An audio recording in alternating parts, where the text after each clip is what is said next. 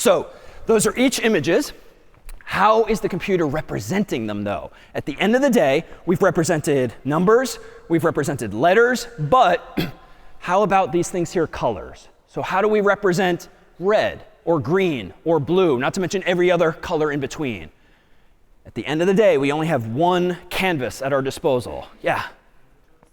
So integers is the exact same answer as before. We just need to agree on what number do we use for red, what do we use for green, what do we use for blue, and we can come up with some standardized pattern for this. In fact, one of the most common techniques for doing this, and one of the most common ways to do this in the real world, is to use a combination of three colors together. Some amount of red, some amount of green, and some amount of blue, and mix them together to get most any color of the rainbow that you might want.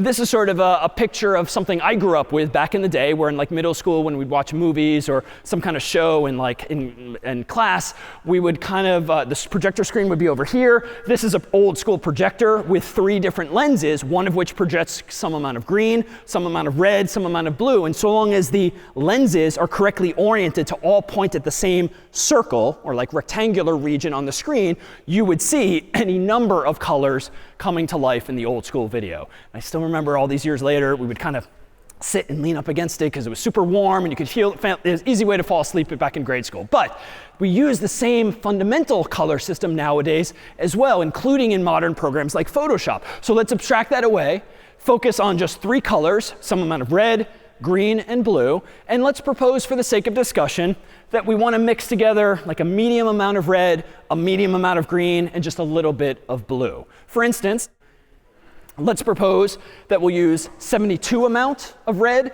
73 amount of green, or 33 amount of blue, RGB. Now, why these numbers? Well, in the context of ASCII, or Unicode, which is just a superset thereof, what does this spell? High. But again, if you were instead to open a file containing these three numbers, or really these 3 bytes of bits, in Photoshop, you would hope that they're going to be interpreted not as letters on the screen, but as the color of a dot on the screen instead. So it turns out that typically, when you have 3 of these numbers together, each of them is using a single byte, so 8 bits. So you can have 0 red or 255 red, 0 green or 255 green, or 0 to 255 of blue. So 0 is none, 255 is the max. So if we mix these together, imagine just like that projector, consolidating these 3 colors into one central point. Anyone want to guess what you're going to get if you mix some red, some green, some blue in those amounts and way back?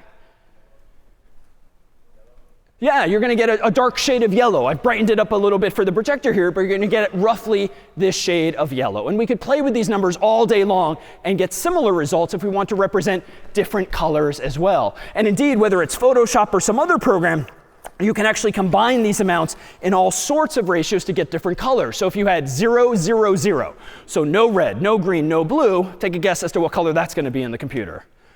So it's going to be black, like the absence of all 3 of those colors. But if you mix the maximal amount of each of those, 255, red and green and blue, that's going to give you white. Now, if any of you have made web pages before or used programs like Photoshop, you might have seen numbers like 00 or FF. Long story short, that's just another base system for representing numbers between 0 and 255 as well. But we'll come back to that mid-semester when we make some of our own filters in sort of an Instagram-like way, manipulating images of our own.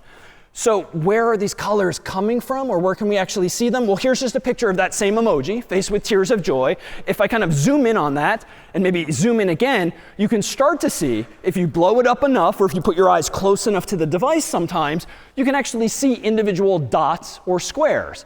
These are generally known as pixels, and they're just the individual dots that collectively compose an image, which is to say that if each of these dots, which is part of the image, is going to be a distinct color, like this one's yellow, this one's brown, and then there's a bunch in between, well, you're using some number of bits to represent each of those pixels' colors. So if you imagine using the RGB system, that's 8 plus 8 plus 8 bits, so that's 24 bits, or 3 bytes just to keep track of the color of each and every one of these dots. So now if you think about having downloaded a GIF at some point, a PNG file, a JPEG, or any other file format, it's usually measured in what file size? Like megabytes, typically. That means millions of bytes. Why? Because if it's a pretty big photograph or pretty big image, each of those dots takes up at least 3 bytes, it would seem. And if you do out the math, if you've got thousands of dots, each of which uses 3 bytes, you're going to quickly get to megabytes, if not even larger, for things like,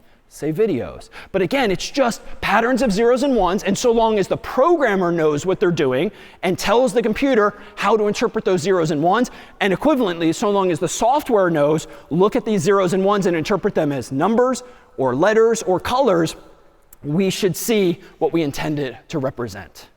All right, so that's colors and images. What about how many of you kind of played with these little flip books as a kid where they've got like 100 different little pictures and you flip through them really quickly and you see what looks like animation in book form? Well, this is essentially a video. So therefore, what is a video, or how can you think of what a video is?